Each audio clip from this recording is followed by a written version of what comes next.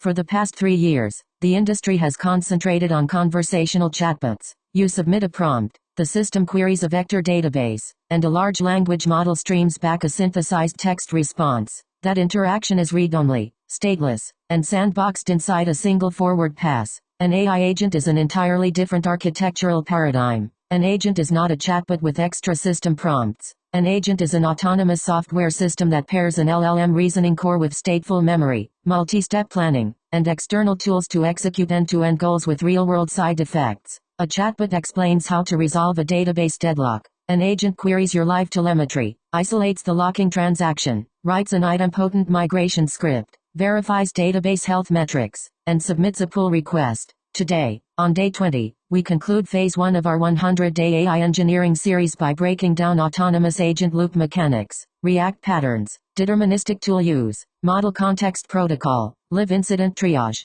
and senior production best practices. At the foundation of virtually every agent runtime is the React primitive, short for reason plus act. Instead of generating an answer in a single forward pass, the agent executes an iterative 3-phase control loop. Phase 1, thought. The LLM inspects the original goal alongside the execution history, verbalizing an internal reasoning trace that decides what specific subtask needs to happen next. Phase 2, action. The model emits a deterministic command, typically a structured JSON payload targeting a specific API endpoint, database query, or sandboxed shell script. Phase 3, observation. The agent runtime intercepts the tool call, executes it in the external environment, captures the raw execution output, and appends that observation back into the model's context window. The agent then evaluates whether the goal has been achieved. If not, it executes another iteration, dynamically adjusting its next thought based on the new environment state. This loop continues until the task finishes or hits a termination boundary. How does a probabilistic,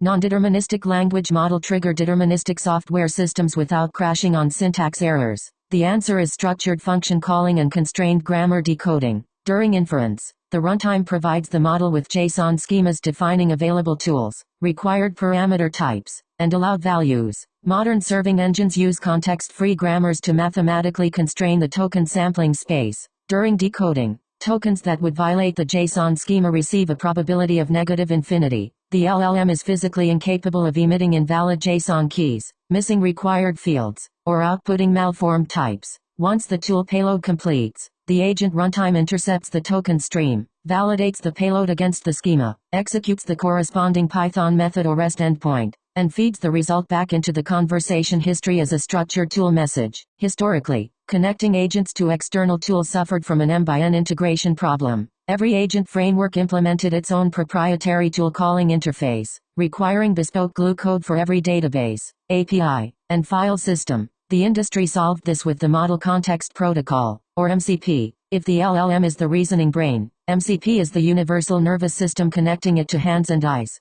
MCP standardizes 3 core primitives. First, tools. Callable functions that execute actions and mutate external state, like pushing git commits or running SQL mutations. Second, resources. Read-only contextual data, such as file contents, server logs, or schema definitions. Third, prompts. Pre-configured workflow templates and /commands that guide agent behavior. By standardizing over lightweight, stateless JSON RPC protocols, developers build an MCP tool server once, and any compliant agent, whether running in an IDE, CLI, or cloud orchestrator, can discover and use it immediately. Let's see an autonomous agent in action on a real production incident. An alert fires. Our primary database connection pool is 98% saturated. Step 1. The agent reads the incident webhook and verbalizes a thought. Inspect active database queries. It invokes the PostgreSQL MCP tool to query pgstat activity. Step 2. The tool observation returns a long-running unindexed query on the orders table that has been holding locks for over 5 minutes. Step 3. The agent drafts a zero-downtime remediation script. Create index concurrently. It executes the script inside an isolated sandbox replica to verify syntax and execution time. Step 4. Because creating an index mutates production state, the agent reaches a human-in-the-loop gate. It posts a structured summary to the Slack incident channel with dry run telemetry. The on-call SRE clicks approve. Step 5. The agent applies the migration, verifies that connection saturation drops to 12%,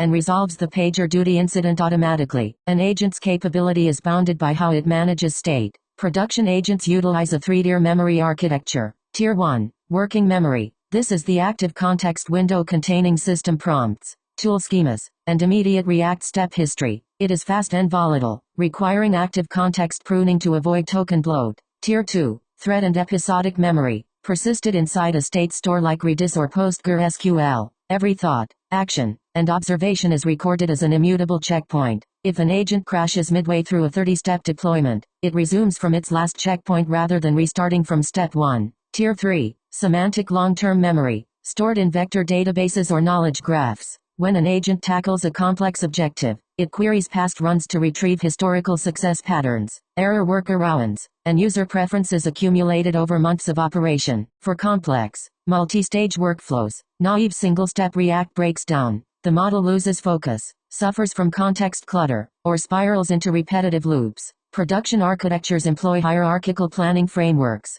In the plan and solve pattern, a high-level planner LLM decomposes the user's objective into a directed acyclic graph of independent subtasks. Dedicated worker agents execute each subtask in isolated context sandboxes, returning only concise summary payloads to the parent coordinator. In the evaluator critic pattern, every action or code patch generated by an actor agent is passed to an independent critic model that runs automated unit tests, schema validators, or linter rules before committing changes. Decoupling high-level planning from low-level execution keeps context windows clean, reduces token costs, and drastically minimizes compounding reasoning errors. Granting autonomous agents access to real-world tools introduces serious engineering and security hazards. Hazard 1. The infinite loop. If an API returns an unexpected error format, the agent may retry identical requests indefinitely. Always enforce a hard maximum iteration threshold, token budget caps, and exponential back-off circuit breakers. Hazard 2. Indirect prompt injection.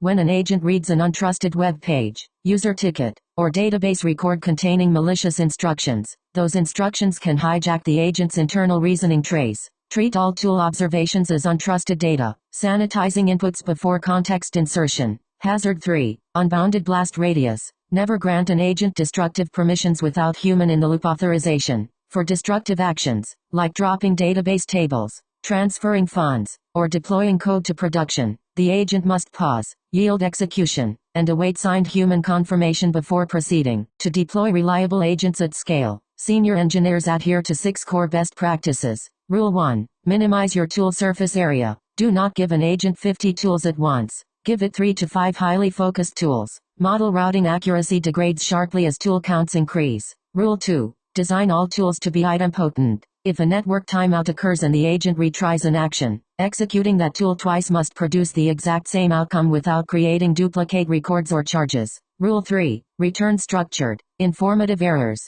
Never feed raw stack traces back to the LLM. Return structured JSON explaining exactly what argument failed and how to remediate it. Rule 4. Isolate read tools from write tools. Grant autonomous access to read-only replicas, but strictly gate write permissions behind authentication checks. Rule 5. Enforce token budgets per run. Cap each agent workflow to a maximum token spend and iteration limit.